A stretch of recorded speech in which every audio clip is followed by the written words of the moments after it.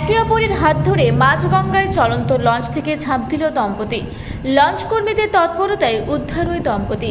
শালকিয়া বাধাঘাট থেকে ভূতল পরিবহনের লঞ্চে কলকাতা আহিরিটলা যাওয়ার জন্য ওঠেন এক দম্পতি। লঞ্চ মাঝে এলে দুজনে একসাথে গঙ্গায় ঝাঁপ দিয়ে আত্মহত্যার চেষ্টা করেন। সঙ্গে সঙ্গে লঞ্চের কর্মীরা গঙ্গায় ঝাঁপিয়ে পড়েন।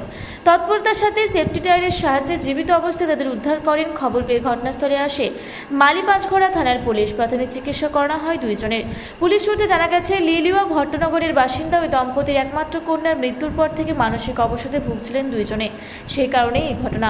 চলন্ত লঞ্চ থেকে গঙ্গায় ঝাঁপ দিয়ে আত্মহত্যার চেষ্টা দম্পতির। লঞ্চ কর্মীদের তৎপরতায় দুইজনকে জীবিত অবস্থায় উদ্ধার করা হয়।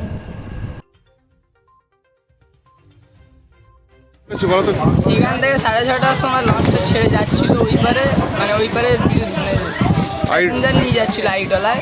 যাওয়ার পথে মাঝগঙ্গায় একটা মহিলা এবং তার স্বামী দুজন মিলে ডাইভ মেরে দেয়। তারপর আমরা ওইখানে লঞ্চের স্টাফ আর আমি আরও দুজন ছিল, তারা মিলে ডাইভ মেরে ওই দুজনকে ধরা হয়েছে লাইফ বয় দিয়ে। ধরে তারপরে তোলা হয়েছে, তুলে এনে এই লঞ্চ ঘাটে যেখানে আমাদের স্টাফ আছে ওই স্টাফের কাছে দিয়ে দিয়েছিল। কেন এরকম করলো কিছু জানিয়েছে? ওনারা বলছেন যে আমার পারিবারিক ঝামেলা, মানে পাশাপাশি যে প্রতিবেশী আছে ওই ঝামেলার জন্য ওনারা এখানে ডুবতে এসেছেন, মানে ওরা মরতে চান।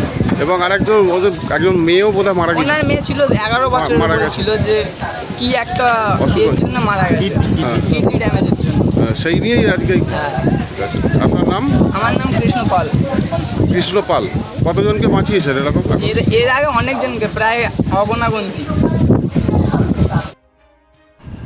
হাওড়া থেকে মণিশঙ্কর বিশ্বাসের রিপোর্ট, রূপসী বাংলা মিডিয়া।